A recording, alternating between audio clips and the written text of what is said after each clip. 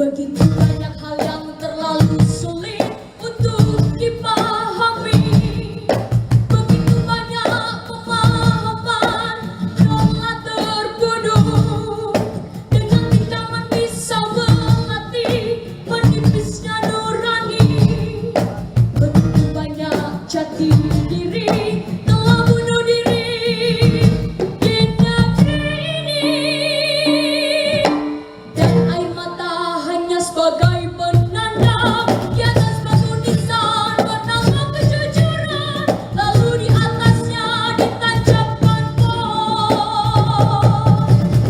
Berdahan kepalsuan, berdaun kecemasan.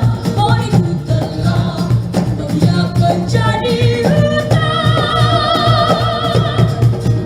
Dan kita pun tersesat gagal mencari arah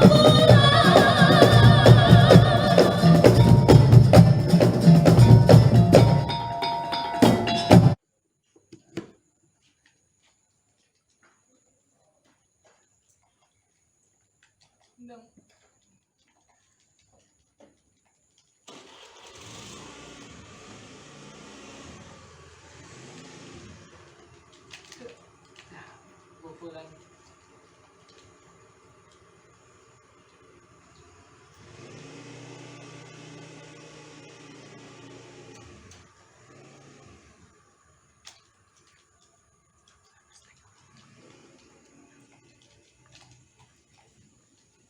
Kalah. Ngomong-ngomong, kamu pandai sekali bermain yang seperti ini. Jangan merendah, malah jadi memuji. Tapi memang sih, saya sangat percaya diri dengan hal-hal seperti ini. Karena sejak kecil pun, saya begitu menyukai sepak bola. Sepak bola seperti menjadi separuh bagian dalam hidup saya. Sejak kecil, saya selalu menonton acara sepak bola Liga Inggris di televisi. Saya ingat betul, waktu itu pemainnya ada Cristiano Ronaldo, ada Luis Nani, Didier Drogba, ada Gareth Bale. Ya, Gareth Bale. Saya ingat betul. Ya, impian saya, karena dari kecil yang selalu menonton sepak bola hanya dari layar kaca, saya ingin sekali-kali datang langsung ke Inggris, menyaksikan laga-laga besar di Liga Inggris.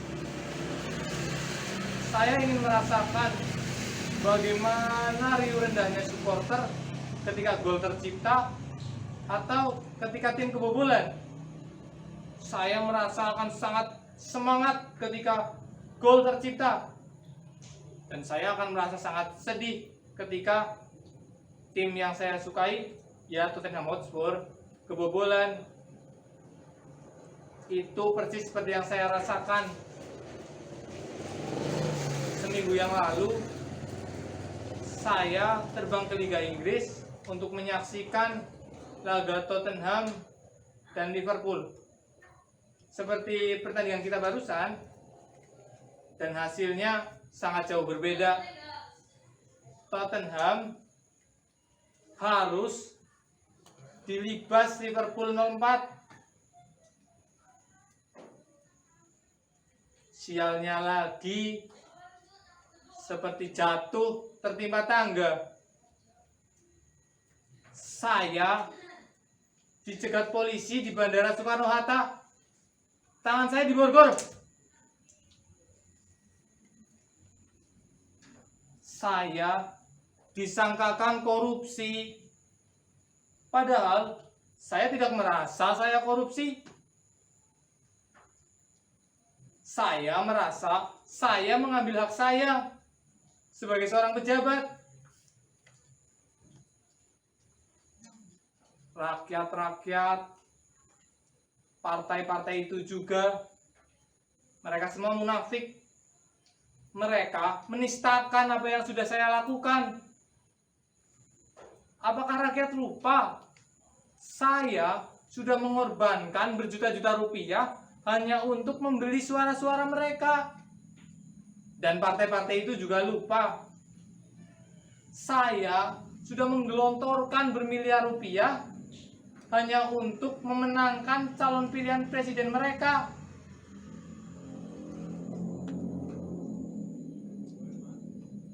Saya dikerumuni wartawan saat itu. Saya tahu persis dari balik lensa wartawan, orang-orang di seluruh dunia memandang saya seperti seorang pembunuh biadab, bengis, layak mati. Tapi sekali lagi, mereka itu munafik. Mereka menikmati apa yang saya berikan.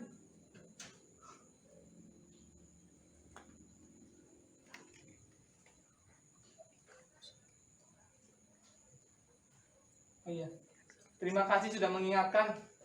Sebentar lagi ada pengecekan lapas kan?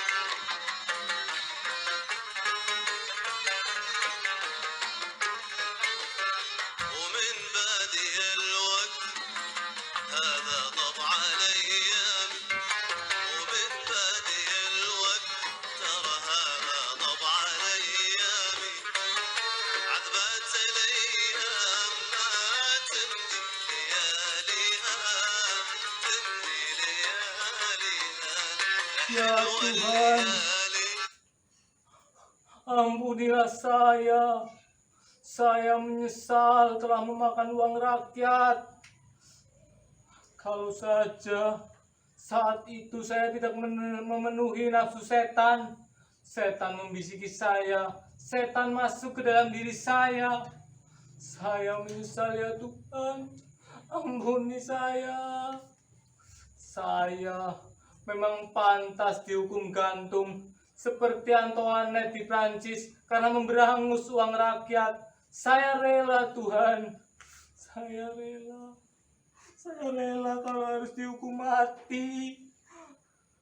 Ampuni saya ya Tuhan. Saya menyesal telah memakan uang rakyat. Setan dalam diri saya pantas dipenggal bersama dengan diri saya. Maafkan saya ya Tuhan. Saya rela mati. Saya rela mati. Asal ampunanmu datang kepada saya ya Tuhan. Ampuni saya.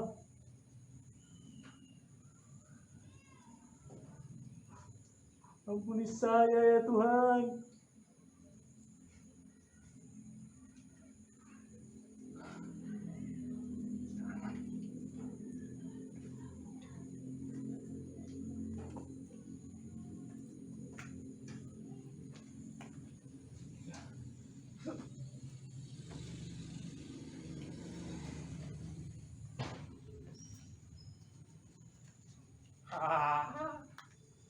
Saya kita bisa hidup enak di dalam penjara.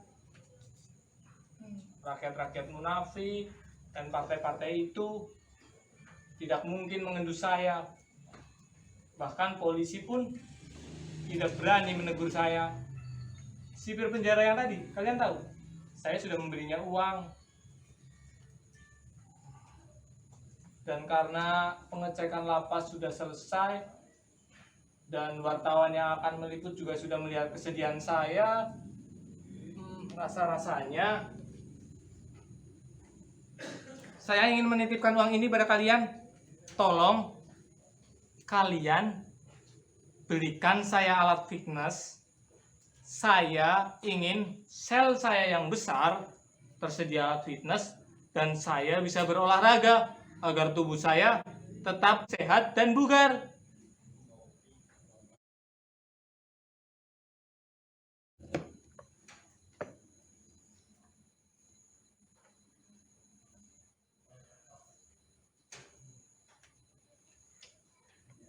Gila betul. Korupsi lagi.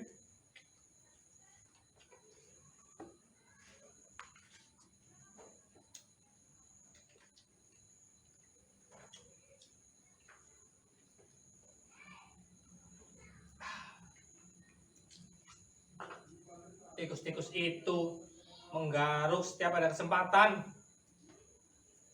Lantas, sebenarnya apa gunanya saya memilih? Kalau setiap terpilih, mereka pasti memberangus uang-uang kami, uang saya. Kenapa saya marah? Bukannya itu hal wajar? Ya, saya akui itu memang hal yang wajar. Bahkan saya dipecat gara-gara tidak mengikuti sistem kerja. Ya, korupsi telah menjadi sistem kerja.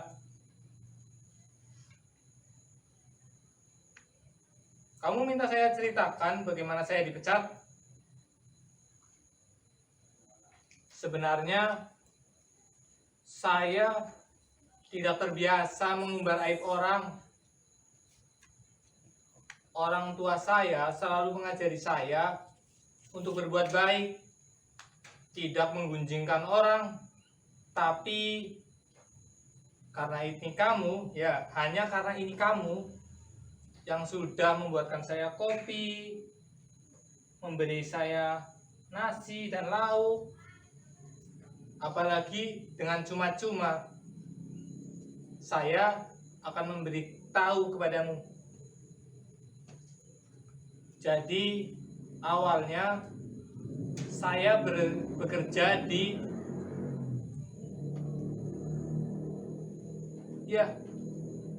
perumahan rakyat. Saya menjadi kuli di sana. Ya, bayarannya standar saja, hanya 150.000 untuk 1 hari.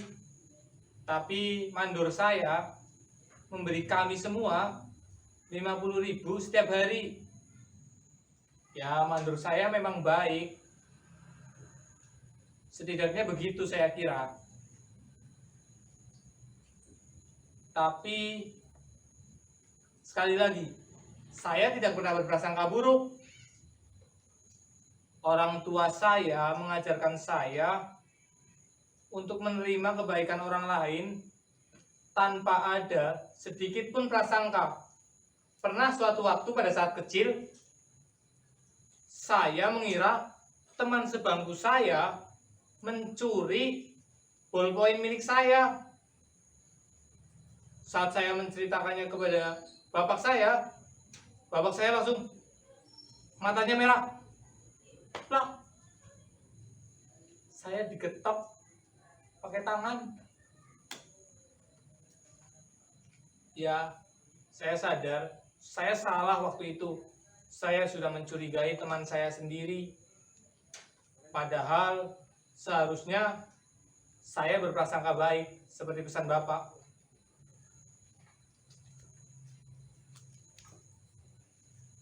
Tunggu sebentar.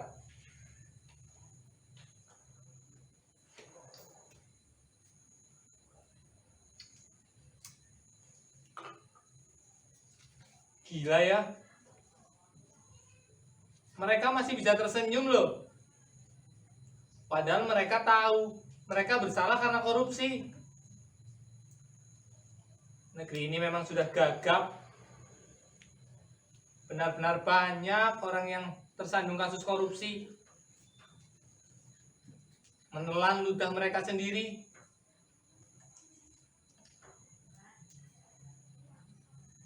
Iya, sampai mana tadi?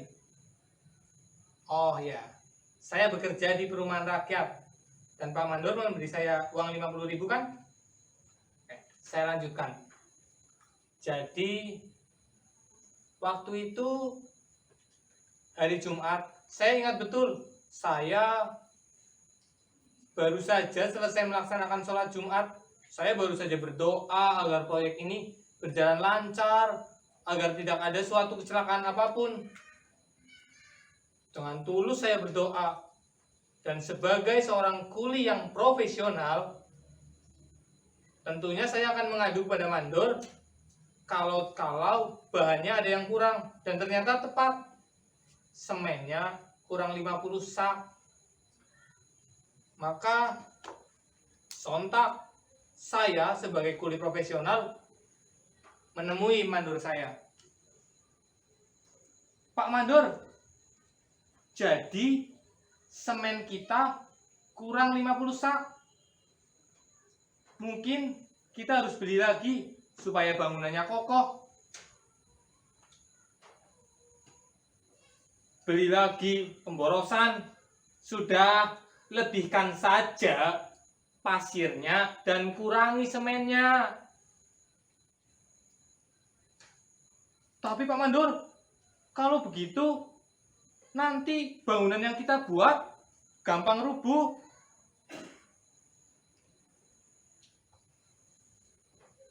Gampang rubuh itu bukan urusanmu. Tenang saja, kalau kau masih mau bekerja di sini, kerjakan saja. Jangan banyak tanya. Atau enggak, nanti kamu saya pecat.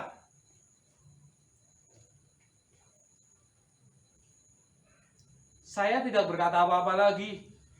Hari itu, saya akhirnya dipecat.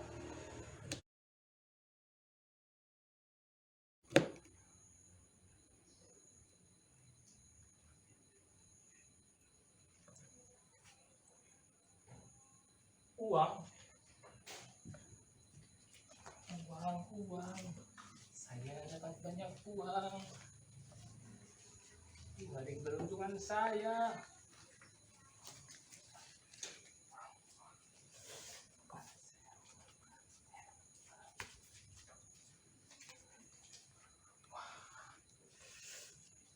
Uang, saya dapat banyak uang.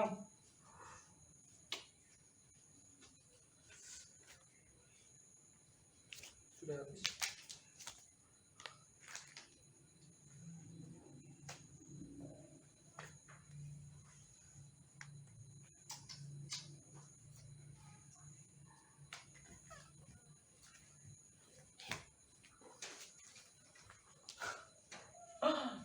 Uang, saya kaya. Saya bisa makan apa saja dengan uang ini. Buaya, sapi, rusa, semua hewan di dunia ini bisa saya makan. Saya kaya, saya kaya.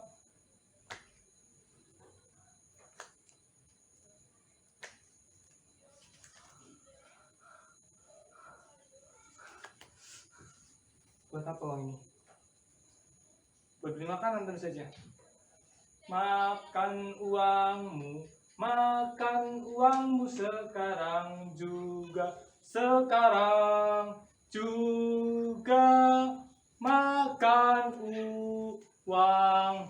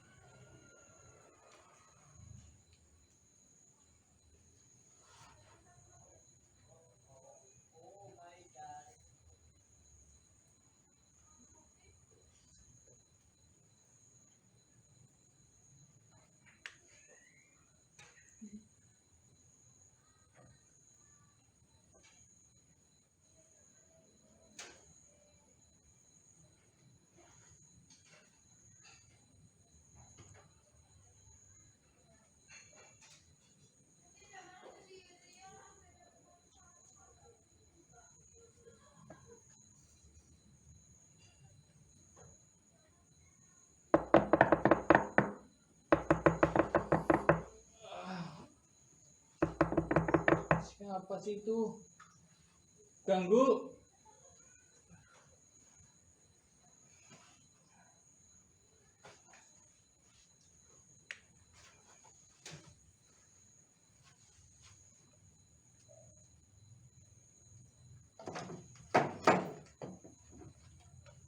Polisi.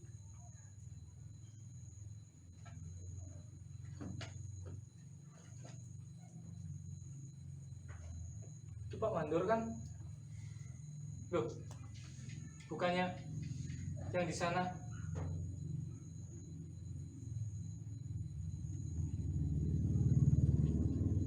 Pak Mandor. Itu kan tukang sayur yang biasa memberiku masakan gratis. Kenapa bisa berbaju polisi?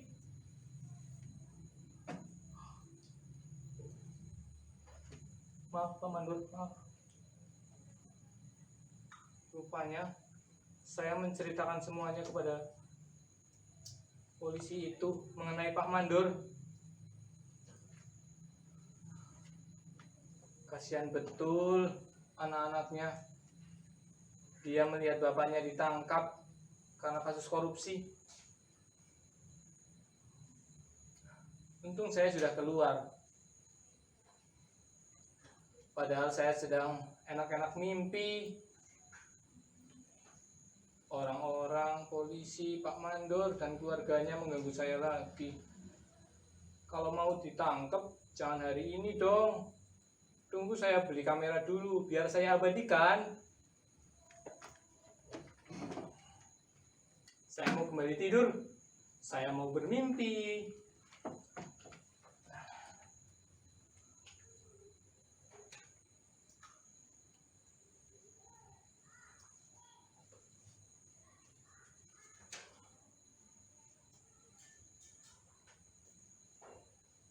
Ini untuk jaga-jaga saja. Saya sih percaya, meskipun kalian melihat mimpi saya tadi, kalian tidak akan mengadu kepada polisi. Saya percaya sekali pada kalian. Kalian kan sudah rela menyaksikan saya berbohong dan tidak bilang apa-apa kepada polisi. Tapi mungkin untuk memastikannya, kalian lapar? 200 cukup? Nah, saya rasa kurang. Tentu saja. Saya juga tidak bisa makan kalau hanya 200.000. 400? 600 barangkali. Digenapkan. Oh, baiklah. Saya kasih 1, 2, 3, 4, 5, 6, 7, 8, 9, 10. 1 juta ya? Cukup dong. Saya dapatkan uang ini juga gak gampang. Saya mesti menyelinap malam-malam mengambil uang kas dari Pak Mandor sebelum saya keluar. Resikonya kalau sampai saya tertangkap, saya akan dituduh mencuri. Ya, walaupun secara teknis mungkin itu namanya mencuri. Tapi toh itu uang korupsi juga. Apakah salah saya mencuri uang korupsi? Ya, secara teknis mungkin kalian bisa mencari tahu sendiri di KUHP barangkali, di Kitab Undang-Undang Hukum Pidana. Barangkali di sana ada pasal yang mengatakan kalau orang mencuri uang korupsi terancam pidana. Saya rasa tidak akan menemukan yang seperti itu, karena tentu saja yang bersalah kan Pak Mandor, dia yang korupsi. Jadi menurut pemikiran dan tafsir saya tidak melakukan kesalahan. Tapi hanya saja ini untuk kalian. Mungkin kalian bisa makan sapi, terlalu murah. Makan rusa, jangan, itu terlalu banyak lemak. tidak menyehatkan. Barangkali buaya. Kalian bisa makan buaya dengan uang ini. Ini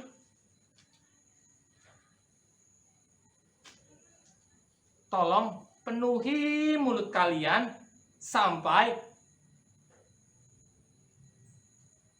mulut kalian rapat, perut kalian gemuk, dan kalian tidak sanggup lagi mengatakan apapun. Oke, setuju? Kalau begitu, saya tidur dulu.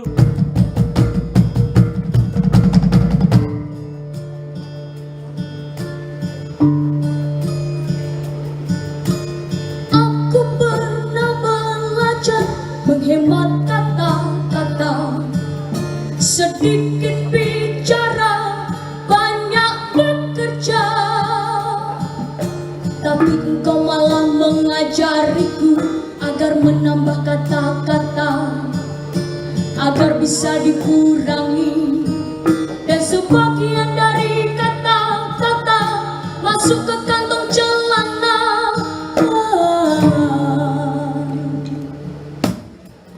Pernah belajar untuk menambah semen dan besi dengan komposisi yang pasti, agar kokoh kuat berdiri. Tapi engkau malah mengajariku memahat semen dan besi.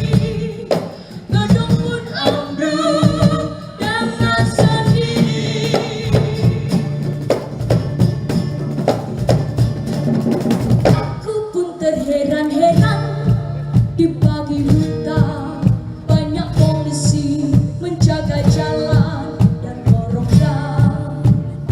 Ada yang menyamar jadi pedagang, ada yang mengajakku bincang-bincang di depan pagar. Tak lama kemudian sebuah rumah diketuk pintunya, dan seorang dengan wajah pucat pasi dibawa pergi. Seorang koruptor telah ditangkap di depan anak-anaknya karena dagingnya sendiri.